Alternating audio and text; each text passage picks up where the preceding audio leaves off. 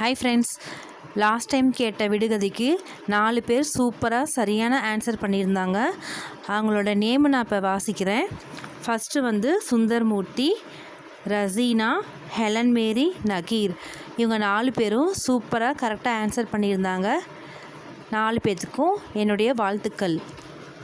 அடுத்த விடுகதைக்கு ரெடியா? இதே மாதிரி சூப்பராக ஆன்சர் பண்ணுங்கள். உங்கள் நேமும் நான் ரைட் பண்ண போகிறேன். 4 கால்கள் உண்டு, ஆனால் நடக்க மாட்டான். அவன் யார்?